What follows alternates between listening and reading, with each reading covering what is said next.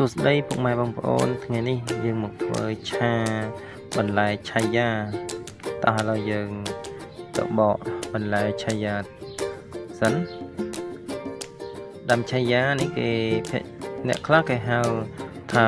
អិនលក់ផ្អែមតែបើយើងនិយាយទៅគឺបងប្អូនយើងស្គាល់ជាទូទៅគឺហៅថាឆាយ៉ាតើឥឡូវចឹងយើងមកបកបន្លែសិនជាដំបូង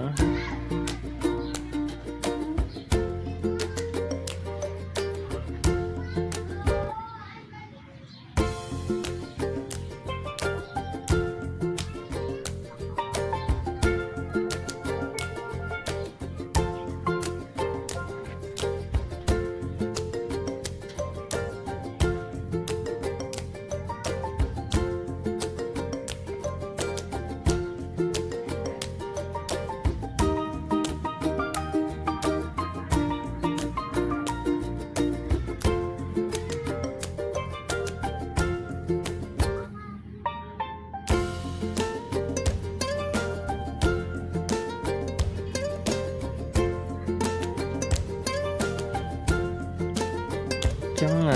ពេលដែលយើងបករួចយើងលាងទឹកសម្អាតសិនយើងលាងទឹកសម្អាតហើយយើងស្រង់ដាក់ក្នុងកញ្ច្រែងសិនយើងមកដាំទឹកបងប្អូនដើម្បីស្រោច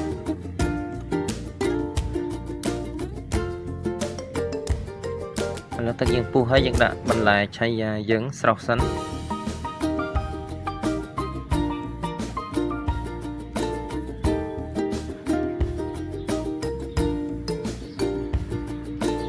បន្ទាប់ពីយើងស្រោចមួយសន្ទុះមកយើងស្រង់ទុកមួយឡែកសិនយើងមកដាក់ខ្ទះដើម្បីរៀបចំឆាឥឡូវខ្ទះយើងក្តៅយើងដាក់ខ្លាញ់ដាក់ខ្ទឹមសចូលខ្ទឹមសចិញ្ច្រាំដើម្បីយើងថែមអំបិលស្ករប៊ីចេង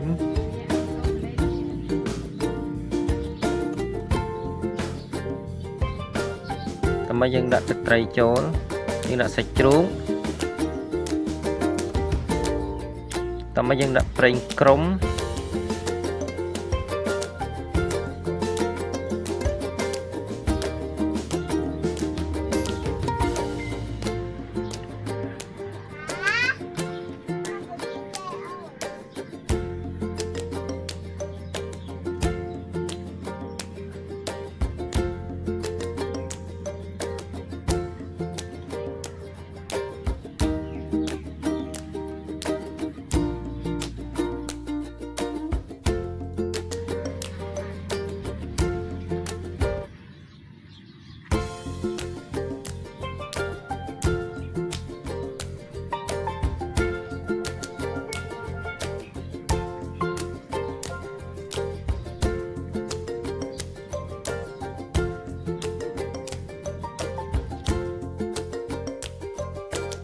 ឆ្អិនហើយចឹងយើងដាក់ទឹកបន្តិច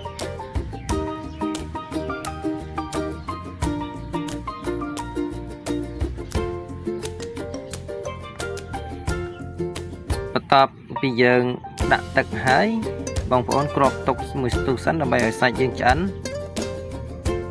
ឥឡូវសាច់យើងឆ្អិនហើយអញ្ចឹងយើងបើកគ្របអញ្ចឹងយើងដាក់បន្លែចូលបងប្អូនដាក់បន្លែចូលបន្លែដែលយើងបានស្រោចទុកហ្នឹងបន្លែឆៃយ៉ាដោយអ្នកខ្លះគេហៅថាលក់ផ្អែមហ្នឹងបងប្អូនភាគច្រើនគេស្គាល់ថាជាលក់ផ្អែមតែនេះឈ្មោះដាំឆៃយ៉ាបន្លែឆៃយ៉ាឥឡូវភ្លក់ឃើញថារាងសាមតិចថែមអំបិលបន្តិចអញ្ចឹងវីដេអូយើងចប់ហើយអរគុណពុកម៉ែបងប្អូនសម្រាប់ការតាមដានទស្សនាតាំងពីដើមរហូតដល់ចប់បើពេញចិត្តវីដេអូនេះសូមបងប្អូនជួយចុច Subscribe ម្នាក់មួយផងអរគុណ